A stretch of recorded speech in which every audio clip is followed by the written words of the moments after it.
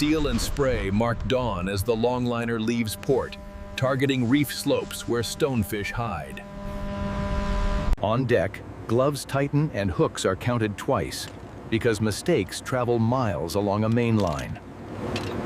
Paper charts and pencil notes mark jagged bottoms, where ambush predators wait without chasing far.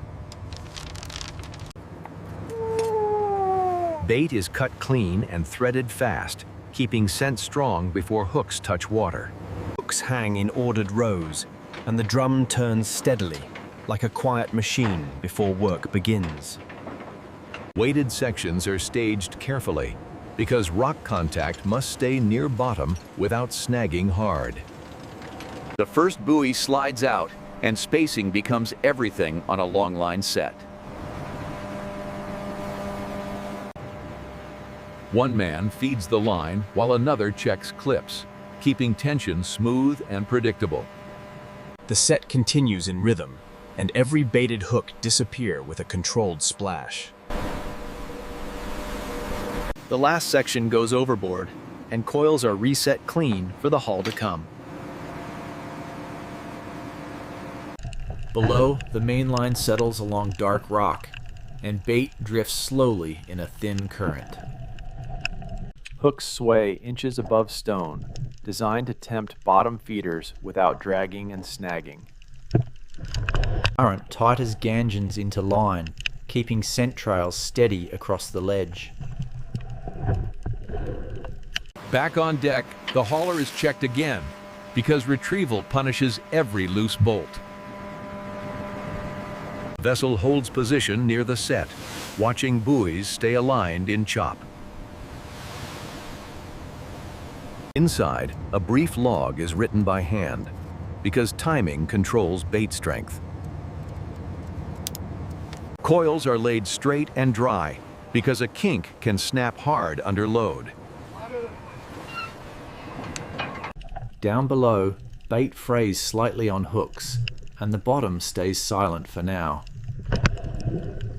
Roles are assigned for a dangerous haul, because venomous spines turn mistakes into injuries. The buoy is approached, and the hauler engages, starting retrieval on a rocky reef set. On rock below, a giant stonefish lies camouflaged, watching bait drift within striking distance. Spines rise slightly as the stonefish tenses, conserving energy for one sudden ambush. In a blur, the stonefish lunges and gulps, pulling the baited hook deep into its mouth. The hook locks in the jaw corner, and the leader snaps taut as the fish digs down. Upside, the buoy jerks twice, and fishermen move fast before slack can form. Line tension spikes violently, boiling the surface as the hooked stonefish fights like dead weight. The hauler engages smoothly, and two men guide the leader to prevent a rock-cut break. Underwater, the stonefish tries to pin the leader against rock, grinding slowly for escape. Mainline hums as boots brace wide, and the stonefish breaks surface, spines raised and heavy.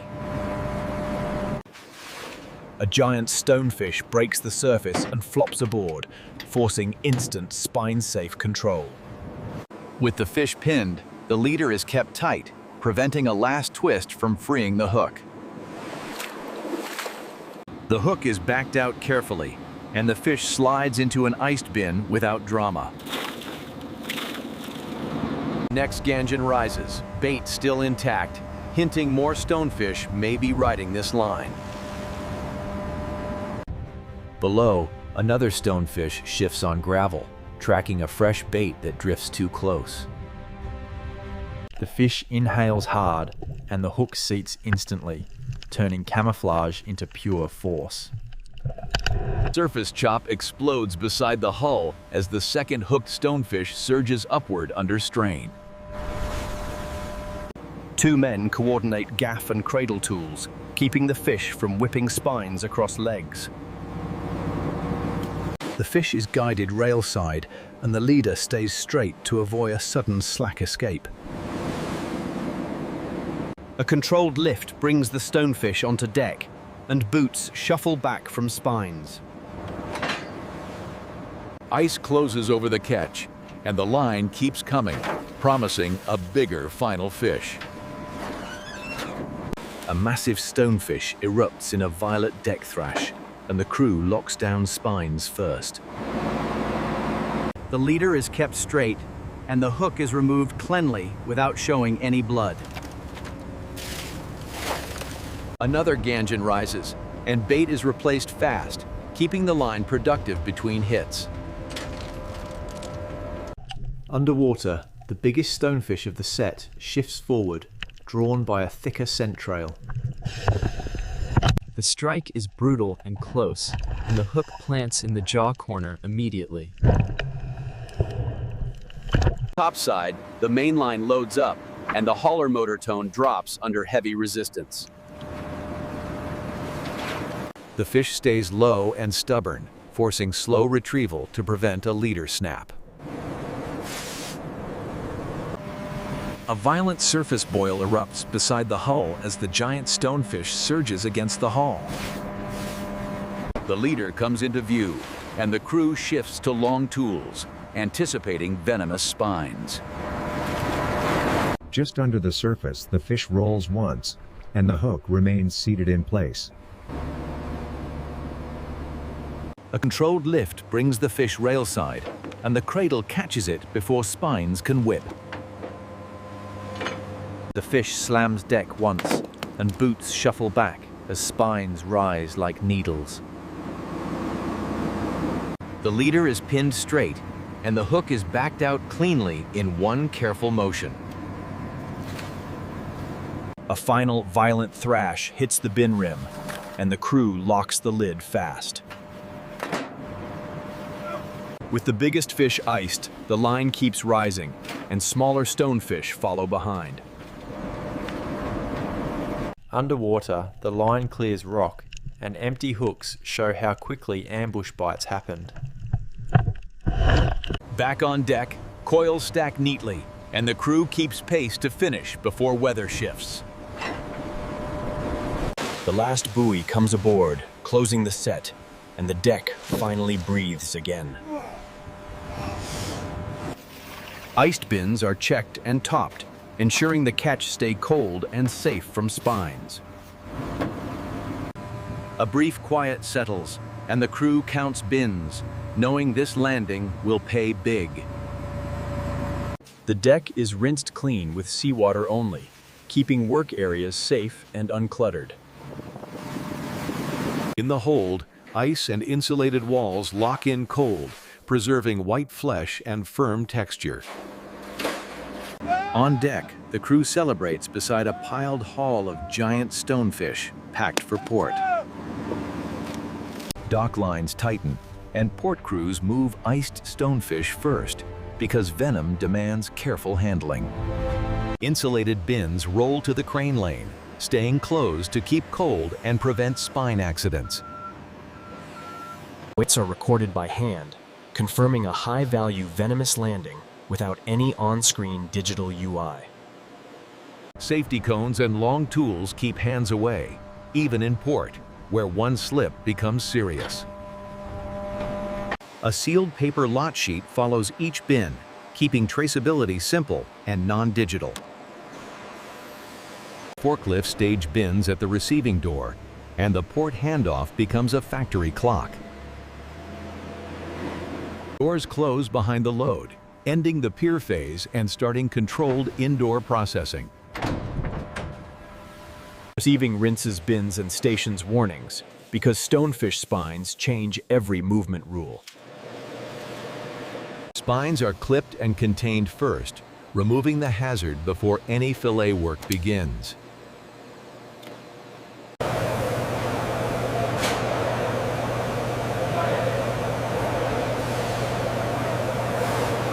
Fillets lift away in thick slabs, and bones are separated with slow, deliberate strokes. Trimming removes dark edges, leaving bright white portions sized for high-end restaurant orders. Portions are squared into blocks, keeping thickness uniform so cooking stays predictable and safe. Quality checks firmness and temperature by hand, rejecting any portion that warmed during handling. Vacuum sealers close plain packs, locking out air while keeping packaging unbranded and unreadable. Seals are inspected for pinholes, preventing freezer burn from ruining delicate white flesh.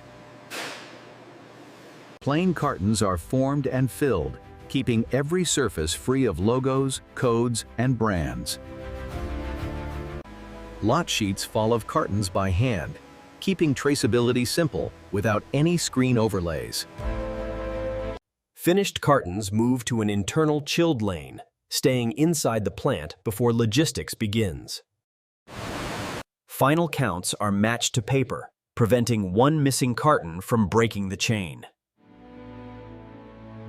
A supervisor signs release by hand because accountability follows every portion and seal. Sanitation resets tools and tables, leaving only clean steel and water sheen behind. Cartons are rechecked for damage because crushed corners warm faster and lose quality. The staging lane tightens, arranging cartons in order for the cold chain handoff next. Doors stay shut until release because cold integrity matters more than speed at exit. Managers review yield notes quietly, linking trimming decisions to margin on premium menus. The final carton is staged, and the factory phase ends without showing trucks or outside transport. Paperwork is clipped to the batch, keeping the story intact from hook to plate. The batch is cleared for dispatch, and control hands off to cold chain logistics next. Cold doors open only seconds, moving cartons into reefer space before warmth can bite. Analog probes confirm sub-zero air, and seals clamp shut with disciplined, quiet speed. Cartons are stabilized and strapped, preventing shift damage during transport through long, rough routes. A final paper check clears the load, and the cold chain moves toward the kitchen. In a clean kitchen, sealed packs are opened, revealing firm, white stonefish portions ready for prep. The chef trims edges and checks thickness, ensuring even cooking and safe handling. Portions are dusted lightly and set, keeping the delicate texture intact through heat. A hot pan sears the fish, turning the surface golden while the center stays moist. Another portion is fried crisp, highlighting contrast between delicate flakes and crunchy crust. Plating stays simple, with clean garnishes and no branding, letting white flesh speak. In a quiet dining room, the first plate arrives, and conversation drops to a hush. A fork breaks the fillet cleanly, showing firm flakes and steam without any dramatic effects. Reactions stay grounded, comparing texture and sweetness to other premium reef fish. A second dish arrives, and portions are shared, showing value from dangerous catch to plate. The bill is placed quietly, reinforcing that rare seafood carries risk, labor, and strict handling. Back in the kitchen, the last pan is cleaned, ending service with ordinary routines. A quiet closing shot lingers on empty plates, showing the catch's journey is complete. Outside, life continues normally, and the film ends without any animals on screen.